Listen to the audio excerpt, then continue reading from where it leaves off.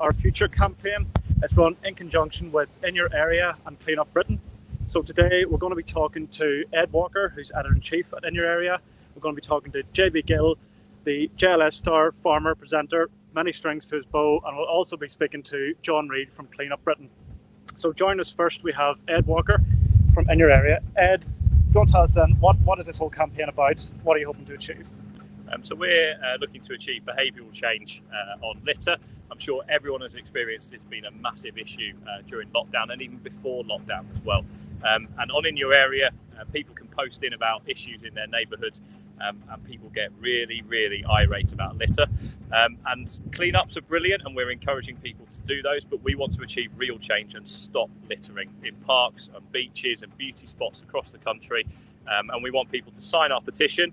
So go to don'ttrashourfuture.co.uk. You'll find all the details about the campaign there, and add your voice calling for the government to lift the maximum fine for a fixed penalty notice for littering from £150 to £1,000. That's how we think we can achieve real change. And so you've got the van, it's going to be going around London today. What's the plan?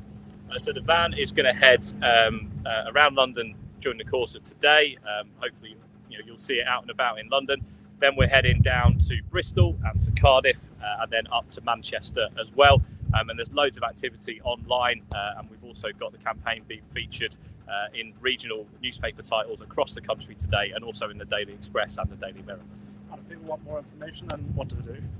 If they go to InYourArea.co.uk/DTOF, they'll find the full campaign details there. They can sign the petition, they can read more from the likes of JB Gill, Jeremy Paxman, Claire Balding, who are all supporting the petition and the campaign, and they can also register their cleanup if they're doing one in their neighbourhood, and we'll give you publicity across In Your Area and make sure that people know about all the good deeds you've done in your community. Okay, we're now joined by JB Gill. JB, when you're asked to be involved in this campaign, what was your reaction and why did you want to get involved? Well, for me, it's a no-brainer. I mean, I have a farm. You said I mentioned many strings in my bow. I've got a farm, so of course we look after livestock. And litter is a real issue for livestock in our area, but all over the country. And I think just from a social perspective as well, you want to be able to enjoy the green spaces we have in this country. We have incredible countryside. I'm pleased to be part of that lifestyle and to be able to enjoy that with my family. But equally, this whole nation should be able to enjoy it. And we want to be in those spaces, have them litter-free. And there's really no excuse as far as I'm concerned. You grew up not too far from here. What was your kind of thoughts on living when you were growing up here? Was it a big issue? Were you aware of it? Or was it just something you kind of become more aware of as you got older? I think people talk a lot about it, but often you find that the realities of the situation are not quite as up to scratch with the speech that's been going on. And I remember growing up, I was never allowed to litter, and I know that my parents were very much, whenever we went anywhere, we always carried plastic bags. I know plastics changed obviously over the times. We always had something that we could put our rubbish into, and we took that home with us. And that's something that I've continued all the way throughout my life, and it's something that I want to encourage my children to do as well. And I do think, as I say, it's the attitudes that we have towards litter and rubbish, and that it doesn't really matter, or if it drops, it's fine, and just not enforcing that. At the end of the day, I've been a teenager, of course, and there've been times when you think certain things are cool, and actually they're not. And it's just about reiterating those messages, teaching, not to say that teenagers are the issue, but teaching our children, teaching our young people. The slogans, don't trash our future.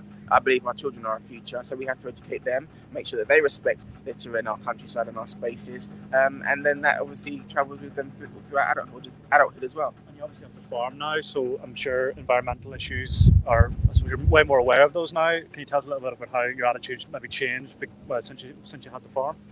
Yeah, absolutely, and I would highlight as well, although we have our livestock, so we keep turkeys and pigs and chickens and so on, of course we care for them every single day. So if there are any litter issues that we find, which you do in the countryside as well, we stay on top of that. But one of the biggest issues is with wildlife, and you find that more in the parks and the open spaces there. But of course on the farm you have mice and badgers and all sorts of different livestock, and they're affected massively by littering. And for me, I think, especially in the areas that I live now, we're a bit further out, more semi-rural rather than residential. You have people just throwing rubbish, throwing litter, fly tipping even, and that causes a massive impact on the environment. And I think we have to remember that our environment isn't just our open spaces and our waters and our green areas, but they're also our doorsteps, our driveways, and the places that we walk every single day.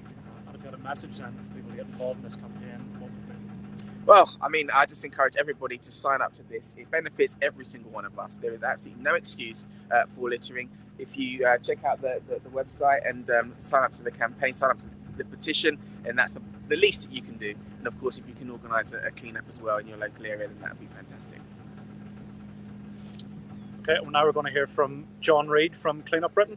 John, thanks for joining us. So being involved in this campaign, what does it mean to you and what does it mean to Clean Up Britain? Well, it's fantastic that InYourArea.co.uk have joined with us on this campaign. As Ed was saying earlier, actually, this is a behavioural change campaign. So really what we're looking to do is engender long-term behavioural change to get people to stop littering. And we know from our own behavioural science research that one of the biggest facets in making that happen is having a serious fine. Fortunately, now in this country, the maximum fine is only £150. We want people to sign our petition at don'ttrashourfuture.co.uk and ask the government to increase the fine to £1,000. But in tandem to that, actually, we're also asking the government to make it compulsory for every single council in the country to enforce the littering fine. So people realise it's a serious deterrent. If they insist on doing it, they're going to get hit very, very hard in their pocket. I suppose people might say raising the fine to that level might be a bit too high. You don't agree with that? You think that this is the right deterrent? It's the right deterrent, as JB was just saying himself. Nobody needs to litter at all. Yeah, this is a fine, it's not a tax. So in other words, whether it's £1 or £1 million, it doesn't matter. It won't be applicable to you if you don't litter. And really, it's only going to be applicable to people who are insisting on trashing and environmentally desecrating the environment, which is essentially what they're doing. So if they do that, they deserve to be hit hard. And if I can just give you a comparison, in California, it's a $1,000 fine to be littered if you are littering. In New South Wales and Australia, it's $2,200. And in Massachusetts, on the east coast of the United States, it's $10,000. And those are serious fines which have a serious effect on the way people behave, i.e. not littering. So absolutely, it's justifiable, we think, completely. If people don't litter, they don't fine. Simple. And what would you say, lads, to encourage people to get involved in campaigns like petition and to get involved in their communities? Yeah, absolutely. I mean, I say InYourArea.co.uk done a fantastic job in coming together with ourselves, Clean Up Britain, to put this campaign together. The first element, as Ed was saying earlier, actually, is to encourage people to go to the website at don'ttrashyourfuture.co.uk, sign the petition. Very easy thing to do, and it's in your benefit. It'll help you and your community, your family, your friends, stopping people littering and making the environment look filthy and run down. So we're asking people to do that, please, over the next few days.